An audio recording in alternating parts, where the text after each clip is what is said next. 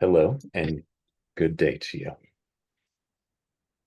I am Reese Eskridge. I am a Distinguished Toastmaster and Area 16 Director for the 2024 and 25 calendar year.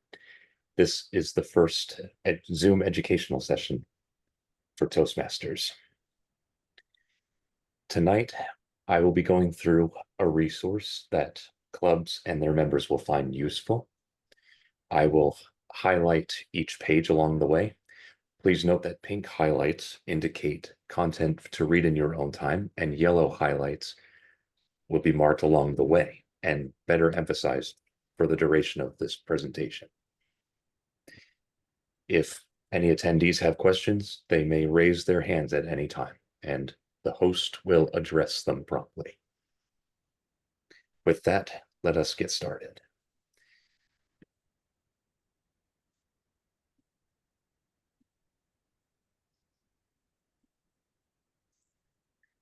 Today's resource is the Distinguished Club Program, How to be a Distinguished Club.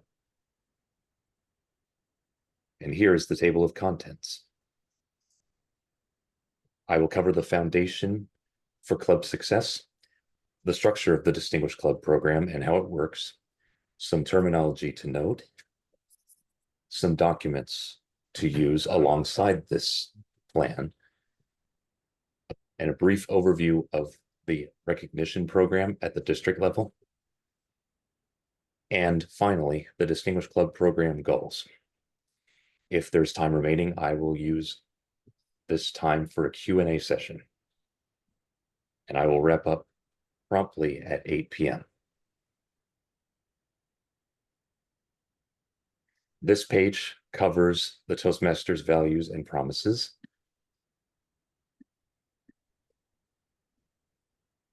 This is something that is present in most Toastmasters resources and is something to read in your own time. Let us cover the foundation for success in the Distinguished Club Program. High-quality clubs enhance the member experience. They encourage and celebrate achievement, provide a supportive and fun environment, professionally organized meeting with variety, and you would be surprised as to how much more variety can make clubs stand out relative to other clubs.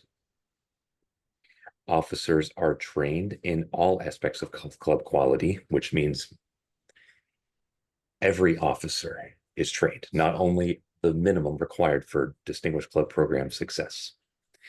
Toastmasters mandates that at least 4 officers are trained, yet there are 7 officers in the club, up to 7 officers.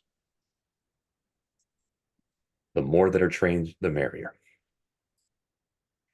A formal mentoring program. Not every club has this, but Toastmasters does provide additional resources on mentoring, which I will cover in later sessions.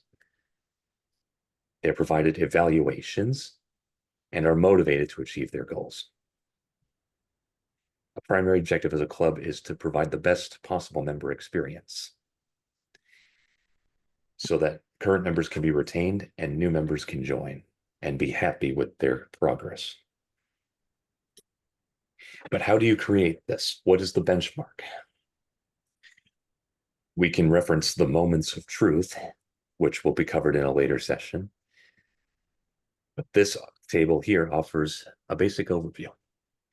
First impressions, most important of all. The guest experience must be very smooth, clear, and comfortable.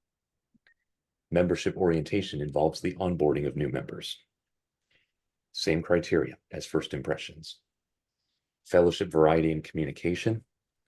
This is important at any stage of club growth and sustainability. Members want to feel like they're part of a club that is informative, contributing to their success, and friendly. Program planning and meeting organization, absolutely paramount. Every club should have a gavel, an agenda, a start time, and an end time, and not stray far from that agenda. Some unexpectancies do happen on occasion, and that is perfectly normal. As long as the club has that solid foundation, temporally, it can succeed, and it sets the stage up for further successes. Membership strength, very important. A club that has fewer members is less likely to have people join and stay. Clubs that are dynamic, rich, and diverse, on the other hand, are more likely to build up their success incrementally, perhaps. And achievement recognition. You must always recognize when members are making progress and achieving awards. Recognition gives them even more extrinsic and intrinsic motivation to keep going in the educational program rather than drop out when they achieve their initial goals.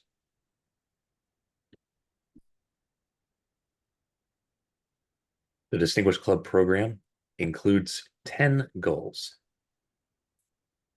that the club can strive for each year.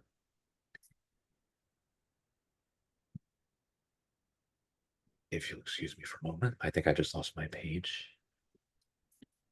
There we are. There are education goals, membership goals, training goals, and administration goals. Education awards are paramount. And membership goals simply involves members joining. They can be new, dual, or reinstating members. But there is a baseline for this, which I will cover in a moment. You must be able to fill meeting roles as much as possible.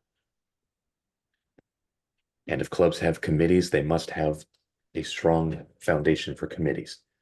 That foundation is membership. Trained officers are better able to serve the club because they know how to fulfill their roles. They know how to provide for members. They know how to communicate with them when different situations inevitably arise. Submission of the renewal dues and club officer list on time is the administrative aspect of the DCP. The membership list should be submitted at the beginning of each Toastmasters year to world headquarters. The club president and secretary are able to do this. This program is an annual, running from July 1st to June 30th. The club success plan is the primary complementary resource for the Distinguished Club program.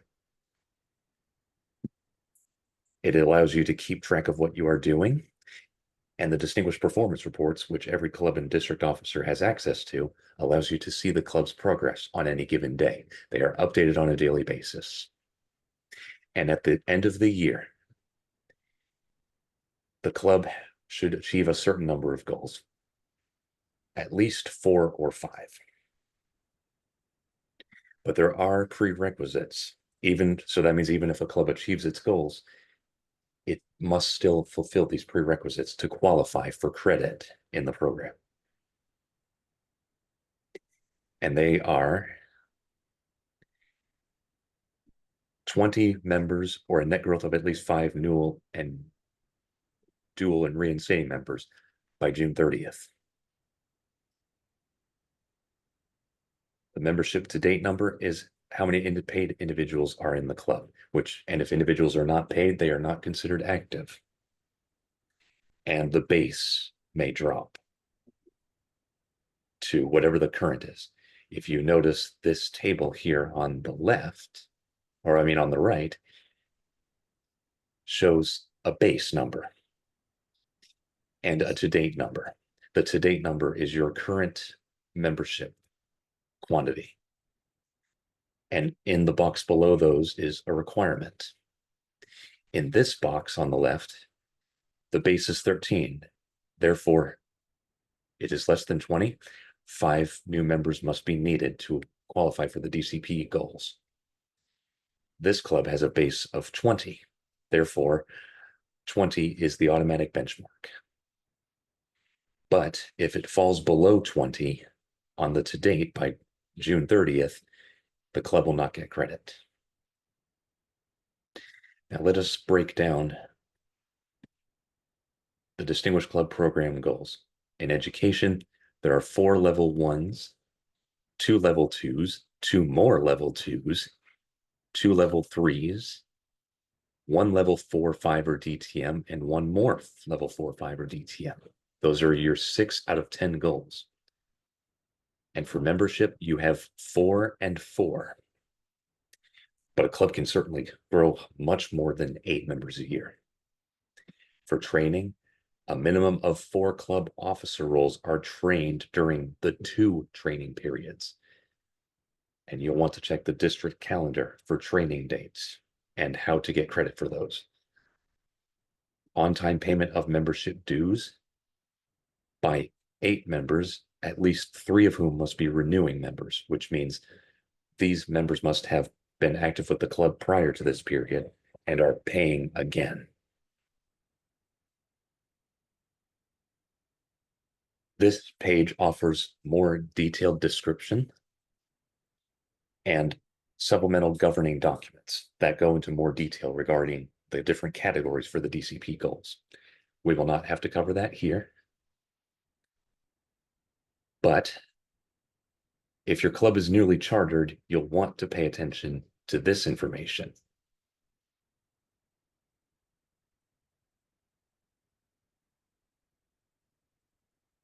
This is more detail. And here you'll want to pay attention to the achievements here and the recognition earned.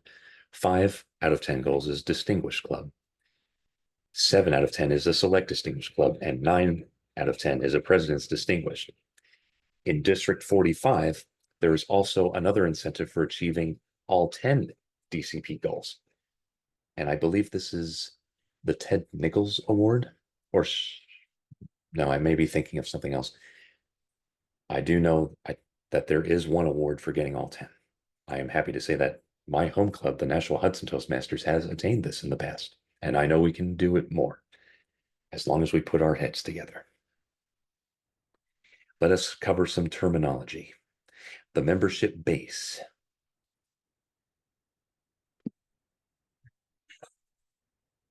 It's calculated at the beginning of the Toastmasters year. It equals the number of paid members the club had on June 30th of the previous year. Payments received by World Headquarters after July 1st count towards the membership base that currently stands. It may revise at any time during the year to reflect late membership payments for the previous year. There are some examples that will help you to sort out the details. In April, the club can submit payment of renewal dues for 17 members. In June, 2 new membership applications and membership dues are submitted, the World Headquarters, to build it to 19. Therefore, the following July, the club will start with 19, and that is the membership base, which will remain throughout the year. In August, 3 members pay their dues 5 months late, but the membership base will raise to 22. The to-date membership base will raise to 22.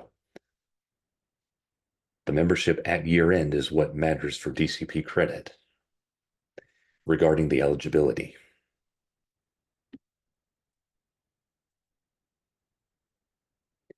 And there is a matter of net growth. It is simple math.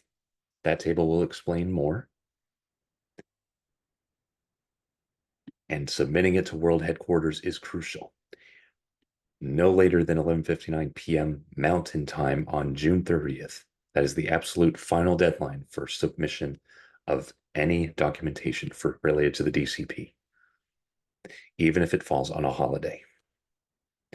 But because World Headquarters has to process the information from thousands of clubs worldwide, it is certainly wise to submit this information at least 2 weeks in advance of that date. The club success plan allows you to set specific goals as to how you will attain the DCP goals. The club executive committee determines what the club will accomplish this year and in years to come. The vision should be attainable and inspiring, so everyone is on board. And you would document this on paper and disseminate it to your officers and later your members. When you get confirmation, verbally or electronically, from a member that they can follow through with their educational goals, you have a foundation for success. These are the three simple steps: set specific goals, and establish strategies to achieve them, and develop a framework. And this framework can be used at any time, even after this particular Toastmasters year. And you must complete it in Club Central, which I will talk about in a future session.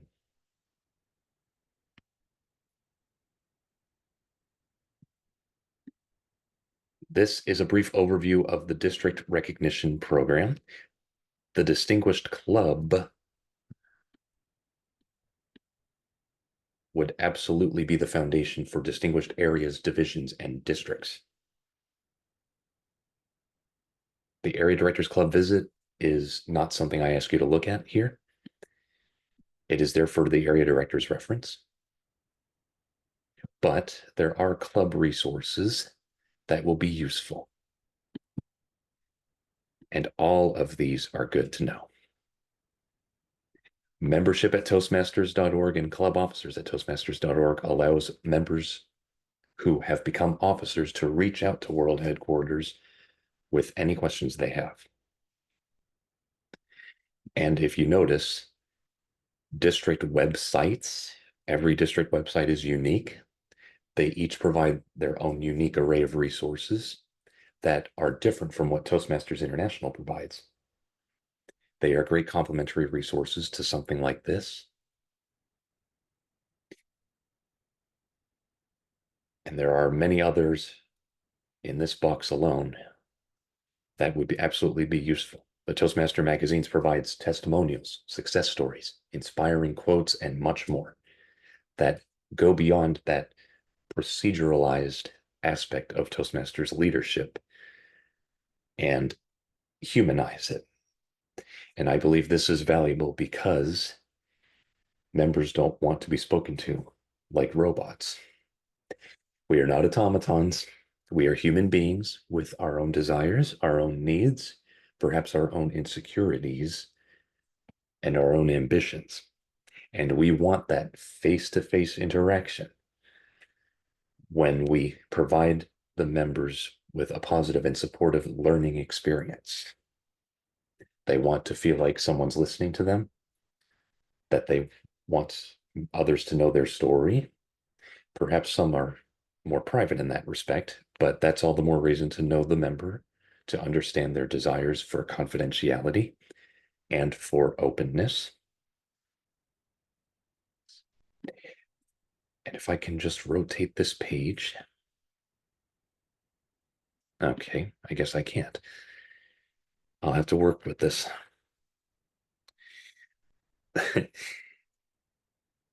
But this page here does simply summarize how the DCP works. That if you're going to look at any page in this manual, it would be this one.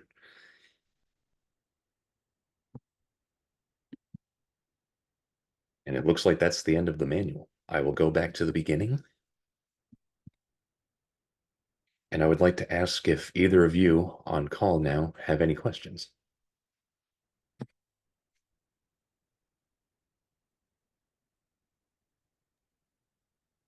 I have a question. Go ahead, Lori. I attended training virtually through my other district. I keep forgetting to check to see if I got credit for that, or how do I check to make sure I got credit for it for the Nashua Hudson Club? The way to check to see if the club had received credit is by going to the distinguished performance reports, and I will run through that now. If we go to Toastmasters.org and log in,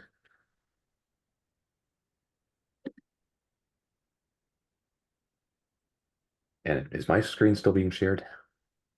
All we can see is the DCP book. Okay. I will stop the share for the moment and I will share my screen instead. Here we go. So what I've done is go to Toastmasters.org. I logged in. And I think if we go under Membership and Leadership Central, we can look at distinguished performance reports. You can type in your club name or number in the top left here. And there's our club. And this is the outline of all of our club's DCP goals and what we've achieved so far. It says 0 at the moment, but if you want clarity, you can email our program quality director, who I believe is Sherry McDonald this year. And I think you can find her contact information on district45toastmasters.org. And I'll run through that as well. Yes, I have the name of the person involved in the training that I took, so I can email them and then forward to Sherry, I guess, once I can confirm that I have attended. Yep, you can certainly do that. But I if completed my training on Monday or Tuesday, and I submitted the form and everything, and it's still not showing up on our club checklist. Yeah, they Some- told me it would take 2 to 4 days, but I mean, it's been much longer than that for me. Yeah, in that situation, I would encourage you to contact them directly and see if they've got that information and if they're making progress, because they have to record information for a lot of clubs. And we remember that Toastmasters is a volunteer organization. The schedules are looser, even at the district level, and people have their own affairs to take care of, so it may take time. But I'm sure they'll get back to you pretty soon if you contact them directly. I know I've had to do that in the past. Hey, Ray, so I have a question about the presentation.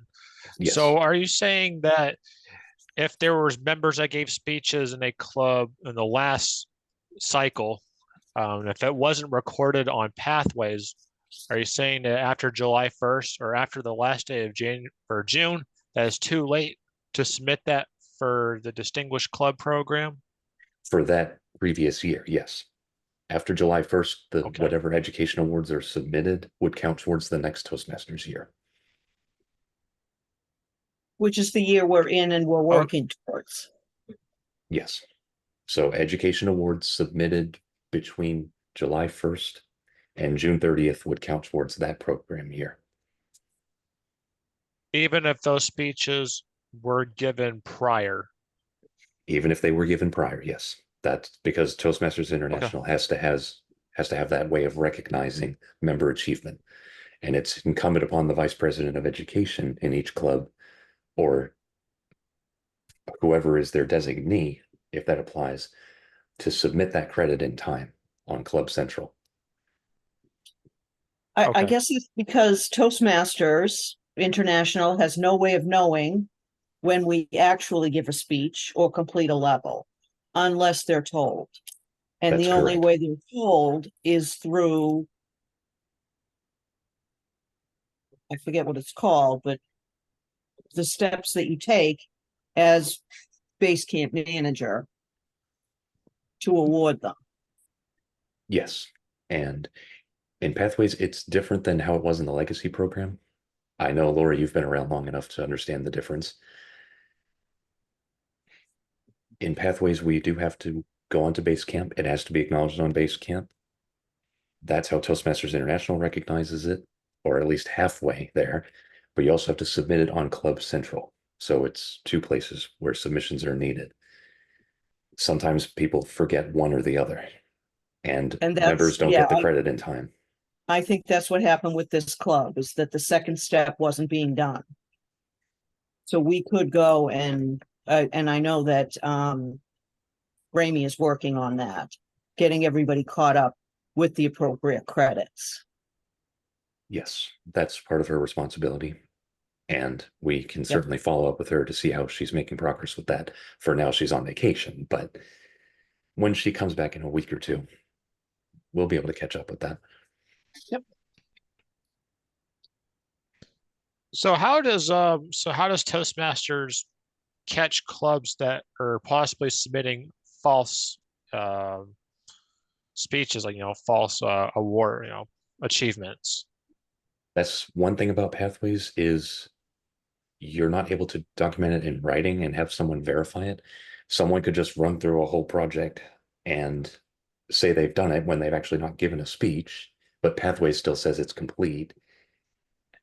But so the vice president of education would have to pay attention to whether members are actually giving speeches and giving them in Toastmasters from pathways. Actually, you can give speeches outside of Toastmasters as long as you're working from a pathways project. It's an honor system. It is, yes.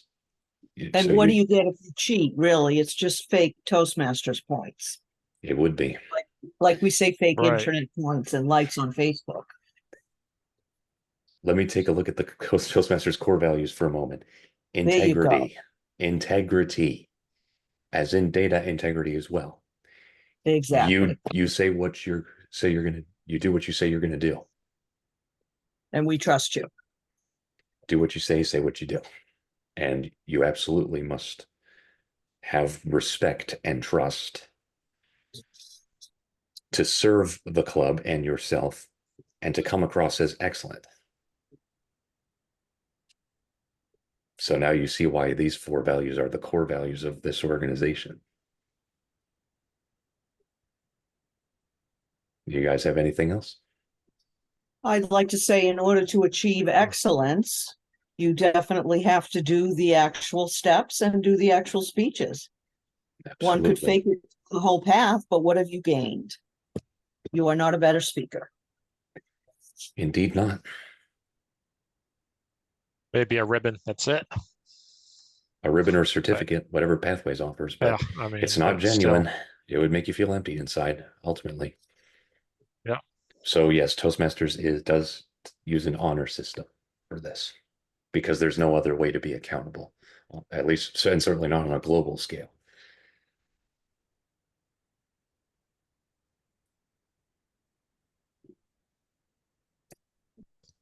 Well, it was a good presentation, Reese. Thank you. Yeah, I'm glad you Indeed. enjoyed it. And I will certainly send this out to the email list that I put together for clubs in Area 16, as well as anyone else who was interested. I'll certainly email it to everyone in Nashville Hudson for their reference. And I'll also continue to mark up, if I have to, this document and then send this marked up document as well, along with the recording. And I'm going to do this every week for a different resource.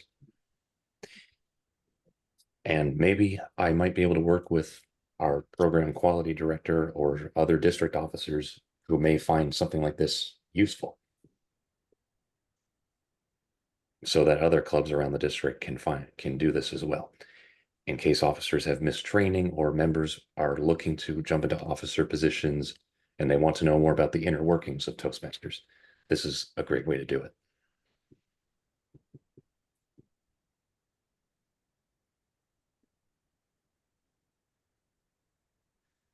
I reckon that's about it for tonight. So I thank you two for coming. I hope you can join the next one or a future one. Thank And you. please feel free to email. You know what? I'll put my email address in the chat each time as a custom. I know you two probably have it already, but I want to get into the practice. Good practice. So you can email me at any time with any questions or recommendations for these sessions. By default, I go by the Club Excellence Initiative curriculum, and I'm working on prioritizing those and delivering the presentations on a weekly basis that way, on that basis. So I hope you two enjoy your night, and thanks for coming again. Awesome. Thank you. You're welcome. Enjoy.